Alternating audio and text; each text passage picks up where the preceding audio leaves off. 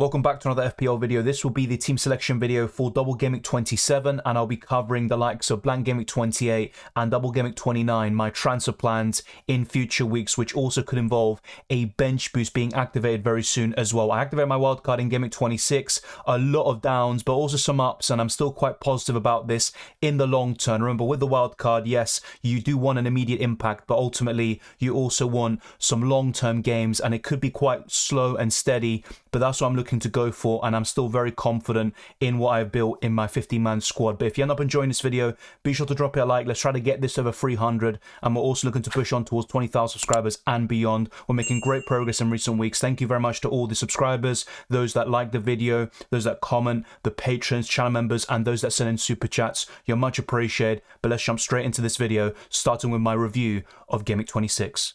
I already had Kepa Arrizabalaga in my original team, but I got him in on the wildcard once again, and he got the clean sheet against Leeds, and Chelsea didn't look convincing in that game, but since then, they ended up beating Borussia Dortmund 2-0 in the Champions League, and they have progressed to the next round of the competition. So things look a bit better for Chelsea now, and Graham Potter has bought himself a little bit more time. But do I still like Chelsea assets in general? Not really. Kepa's the best of a relatively bad bunch. The others to consider would be Badiashile, Ben Chilwell, and Reece James, but I don't like the midfielders and attackers. They still don't create enough chances and score enough goals, and defensively they're quite solid even when they've been struggling, drawing or losing games. They don't concede too many goals, and they have kept some clean sheets in the process. So Kepa Arrizabalaga is a fine choice. He doubles in 29, also features in Gameweek 28, and still has a decent fixture in Gameweek 27 as well. But it's all about the likes of Raya in that double game week, as we'll get on to very soon. But happy with his clean sheet, and much better stuff from Chelsea in the last week. The backline has been a source of problems for me in recent weeks, but Stupinian has come in, kept the clean sheet in a 4-0 victory over West Ham, and I really like Brighton defenders going not only into Gameweek 27, but also Gameweek 29, and despite their blank in Gameweek 28, they could also have a potential double before Gameweek 32 as well, another one on top of the two coming up in the next 3 game weeks. And Stupinian for me is the very best with its attacking threat and also the bonus points potential, and he didn't really show it in Gameweek 26, but I think there's a lot more to come from him, and I'm really happy with this purchase. Unfortunately, the rest of my defense, I can't say the same thing. I went for Ben Mee, who got a 1-pointer conceding 2 goals to Fulham, and it was Pinnock who scored the goal, but I am backing Ben Mee to potentially get an attacking return in one of these double game weeks coming up, or in Gameweek 28 against the lesser side that really struggle from set pieces. And I think Ben Mee could be targeted to get those attacking returns in that game as well. So still quite optimistic about this, and I don't think there's a huge difference between Ben Mee, Pinnock, and Rico Henry. But in terms of order of preference, it would still be Ben Mee first, Rico Henry second, and Pinnock third. But they're all fairly a similar level. I don't think there's a huge difference between any single one of them. The final defender is Zinchenko. I got rid of Ben White for him, and Ben White came off the bench and scored his first ever goal for Arsenal. I mean, what a weird turn of events. That game was crazy in itself. Arsenal going 2-0 down to Bournemouth, and they go on to mount a late comeback in the 97th minute, the last kick of the game. And all these returns came from players that aren't relevant in FPL really, like Smith Rowe, Reece Nelson, and of course a lot of people sold Ben White, and he didn't even start the game, so things were looking good for those that got in Zinchenko. But after 9 seconds, things just took a turn for the worse. But still happy with Zinchenko. He's my favourite Arsenal defender for the next few weeks. But as I've always said in the last few weeks, there's not a huge difference between Zinchenko, Ben White, Gabriel, or Saliba. Just take your pick and stick with them. But in Gameweek 29, I was already planning on selling my Arsenal defender, and in this case, it is Zinchenko. My midfield has been very solid in recent weeks, and my only saving grace is getting in Mitoma and starting him over Solly March, and that gave me around 10 points. And also Mitoma is a great option for the double game weeks coming up, and despite blanking in 28, easily benchable, and he is so cheap. He offers such great value, and Brighton are really pushing for a European spot, and with that double game week in 27, he's even a great captaincy option. I think the big debate this week will be Mitoma versus Ivan Toney, and you'll still have a few others like McAllister, Solly March that could also knock on the door, even a Stupinian, but I think Mitoma and Toney would be the standouts, and I'm very happy with Mitoma's goal and assist. McAllister was the only one that outperformed him in that game with 14 points. He claimed all bonus points, whilst Mitoma got 2, but still extremely happy with that. Unfortunately, the rest of my midfield looked absolutely tragic. Rashford getting a 2-pointer. Man United got absolutely thrashed 7-0, and the one in that game that really delivered was Mohamed Salah, who I sold on the wildcard, and he wasn't the only one because I also sold Robertson, got an assist and a clean sheet, 9 points in total, and Darwin Núñez, who got 12 points overall. You got to laugh about these things. And honestly, I think the only one I could possibly regret is Salah. But then getting Harry Kane facing Wolves away, Nottingham Forest at home, and Southampton away in the next 3 game weeks, featuring in game week 28 while Salah blanks. And Salah's double isn't that great in 29 anyway. And he also has a difficult fixture in 30 against Arsenal. So look, there are definitely some pros and cons. And I think the only player I regret selling from Liverpool is Mohamed Salah. I think I would have sold Darwin Núñez anyway if I didn't wildcard and just use one free transfer. It probably would have been Ollie Watkins in for Darwin Núñez, and I would have been 10 points down from that. But I don't want to think too much about the Liverpool players I sold because they pretty much outscored my entire team. A little bit of a spoiler alert there. The other 2 midfielders, and I'm very surprised about this, was Martin Odegaard blanking against Bournemouth. He got 16 points in the reverse fixture, and you have to give credit to Bournemouth. They had a game plan, they stuck to it. They're a bit unlucky not to win the game, and with every counter-attack, they look dangerous. I think Odegaard had a decent game. He created a lot of chances, but never really looked like scoring. He forced a really good save from Neto, but that's about it really. And the last player is Bukayo Saka, who actually got a really good chance, a rebound, which he didn't take away. Another fine stop by Neto, but Saka was heavily captained this week, probably the most captain amongst the top 10k, and also in general in the FPL community. His effective ownership was higher than the likes of Erling Haaland and a few others, but still, Bukayo Saka is a great option for the next 2 weeks, and I'd still be happy to keep him from game week 29 onwards as well. So I'm actually not really that fussed about this, despite obviously Bournemouth. You kind of earmarked this fixture as a really good one for the Arsenal midfielders, but it wasn't meant to be. Even Fulham away could be a great opportunity for Arsenal to bounce back, at least FPL wise. They're still getting the results. Let's see how Arsenal do against Sporting Lisbon as well. That could also play a part, and will that affect the energy levels like it did with Manchester United over the weekend? Despite having 3 of the highest scoring forwards in FPL this season, it still has been very underwhelming for my forwards once again. Harry Kane blanked against Wolves. Spurs hit the post a few times, and actually since that game against Wolves, they have also been knocked out against AC Milan in the Champions League after failing to score once again at home, and Spurs are just in trouble. Another season without a trophy, and really all they have to fight for is the top 4 spot in the Premier League. So they're going to have all their eggs in that basket. They have nothing else at this point, and Harry Kane still remains a great option, especially to captain in game week 28 and also in these doubles in 27 and 29. He still has some great fixtures as well against Nottingham Forest at home in 27 and also Everton away in game week 29. So I'm still very happy with him, and I'd rather have him than Erling Haaland for these 2 game weeks coming up, and also of course for game week 28 where Erling Haaland does blank as well. The one that did save me a little bit was Ivan Toney. His goal and 2 bonus points actually gave me a small green arrow in the end, and I'll talk about my rank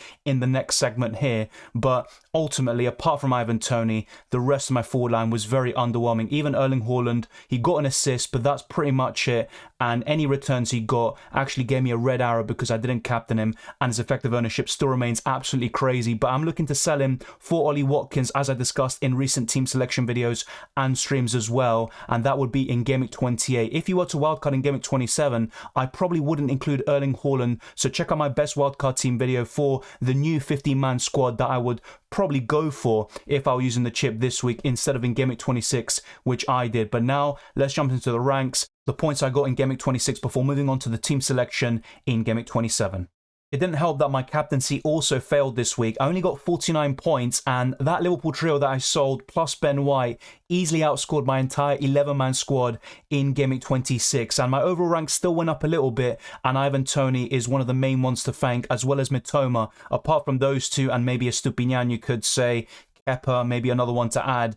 Everyone else blanked, and it was just a really disappointing week in general. But the squad is good, and I'm really well set up for the next few game weeks, the doubles and the blanks, and also in the long term, I think I can have a really good foundation for the rest of the season. I've still got free hit in my back pocket. That's the only chip apart from the bench boost which I have available. The plan is to use the bench boost in game week 29, although there's an argument to use it in game week 27, as you'll see very soon. But that was the captaincy, my starting 11 as well. At least I started Mitoma over March. I'm looking at the positives, but now let's talk about my team selection for Double Gameweek 27 and my transfer plans.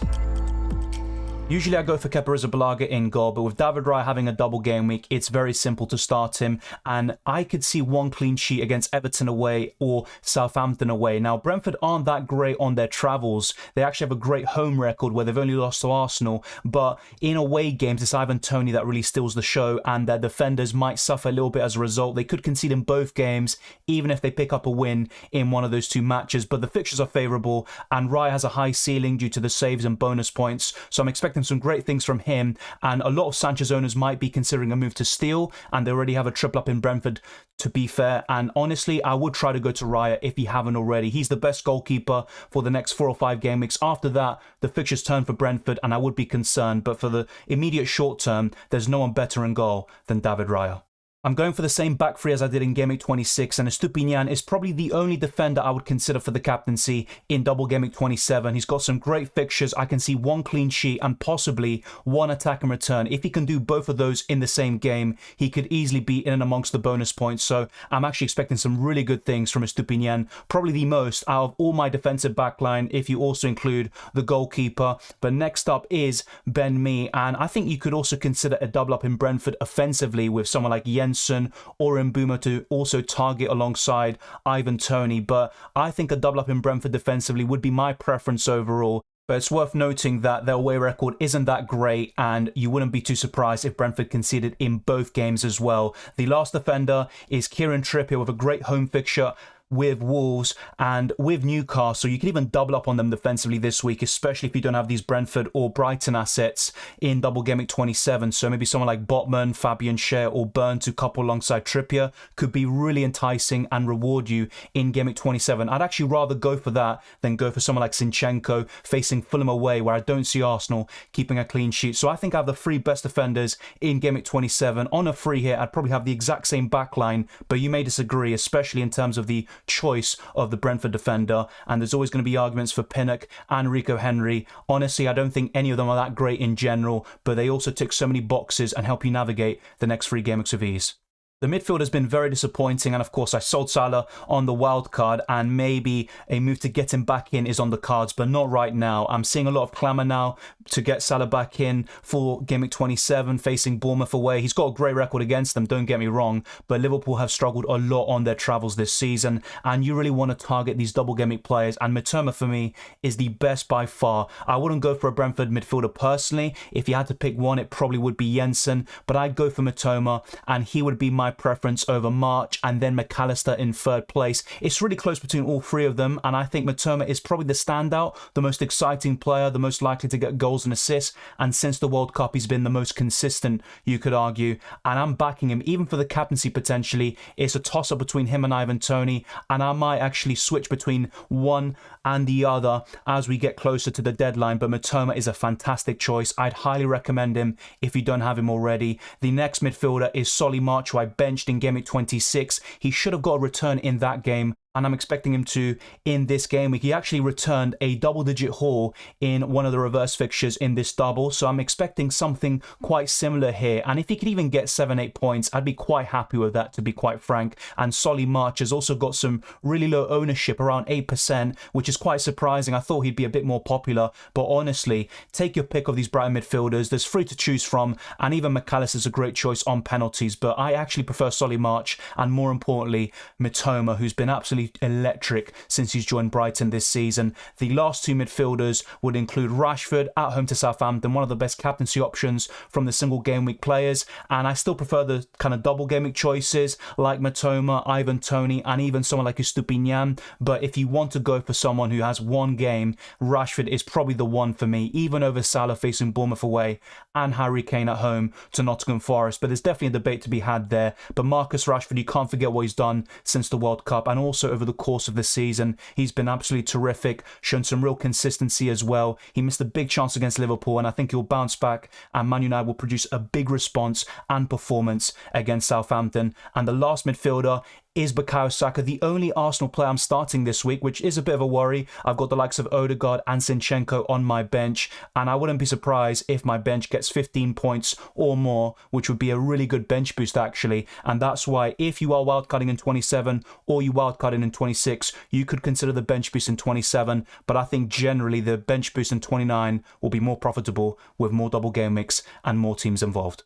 My front three always looks appealing, but I need points this time, and Harry Kane is at home to Nottingham Forest, probably in the top 5 for the captaincy, you could argue, especially in terms of single game week options. Only Rashford for me is probably better in this regard, and yes, I know it sounds crazy, but I actually would rate Rashford and Kane for the captaincy over Mohamed Salah this week, but maybe I'm wrong about that. Salah's shown some incredible form, and Spurs have been so inconsistent. Like I said, they didn't score a single goal against AC Milan. They struggled in the first half, they had no shots on target, and Spurs in general are just so inconsistent, and they actually have struggled so much that in the last 3 games they haven't scored a single goal, but I expect them to bounce back here against Nottingham Forest and really gun for that 4th position. And also Nottingham Forest haven't done well against London clubs on their travels. So against Arsenal, they conceded 5 at the Emirates, they conceded 4 to West Ham, and I'm also expecting something similar here when they reach the Tottenham Hotspur Stadium. So that is my opinion. I would still rather go for Harry Kane than Mohamed Salah on the wild card, but really if you are going for 2 premiums,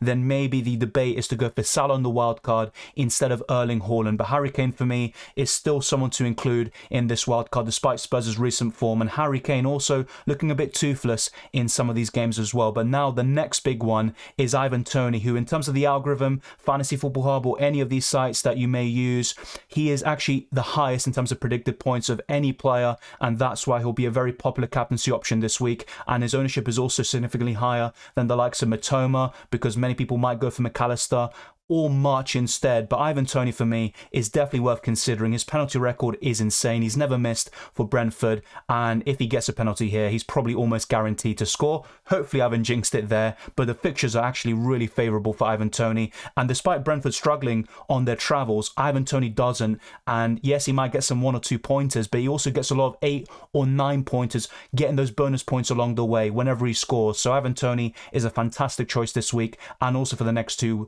game weeks as well. The last forward is Erling Haaland, who I'm looking to sell in game week 28, but I'm happy to keep now. He scored a hat-trick in 20 minutes against Crystal Palace the last time these 2 sides met, and Crystal Palace are the only Premier League side not to get a single victory in 2023 so far.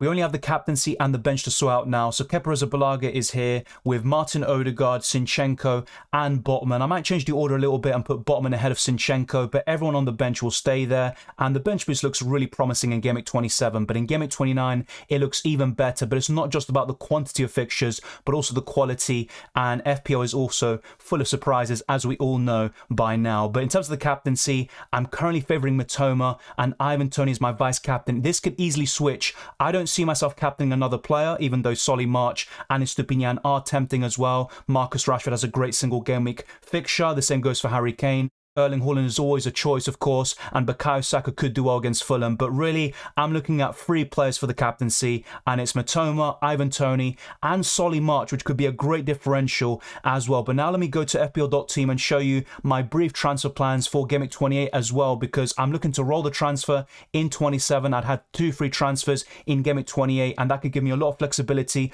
not just for that blank game week, but also for double game week 29 as well.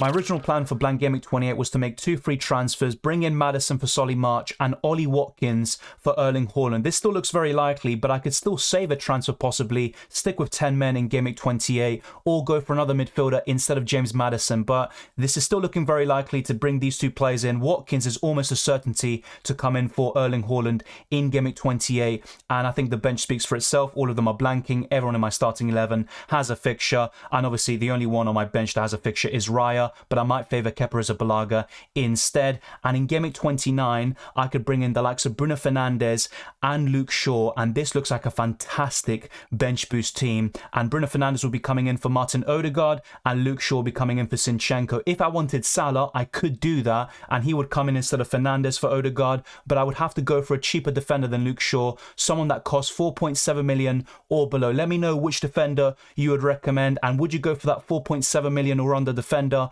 and Mohamed Salah, or Luke Shaw and Bruno Fernandes. Let me know your thoughts down in the comment section below. I'm still open-minded, and that's what I really liked about the wildcard in Game Week 26. It sets me up really well for 27, 28, and 29, as well as the long term, and it gives me flexibility so I can change my mind, and I don't need to kind of be rigid in my thinking as well. But I'll talk more about Game Week 28 and 29 as we approach those deadlines, of course. But this is a brief overview of those transfer plans, which I've already discussed in my previous wildcard and team selection videos. But thank you very much for watching. If you enjoyed this or found it useful, then be sure to smash the like button and subscribe for new. Let's try to get this video to over 300 likes. Let's keep on pushing towards 20,000 subscribers and beyond. You can follow me on Twitter and Instagram, DylanRCM, and check the links in the description below, including Sorare. Be sure to sign up with them as well. They've released the club shop, and you can earn points or so coins simply by just playing the game. So I'd highly recommend you check that out. The same goes to the Discord server, the Patreon, the channel memberships, also the FPL League. All of that stuff is there. I wish you all the best of luck for Double Gameweek 27 and the rest of the season,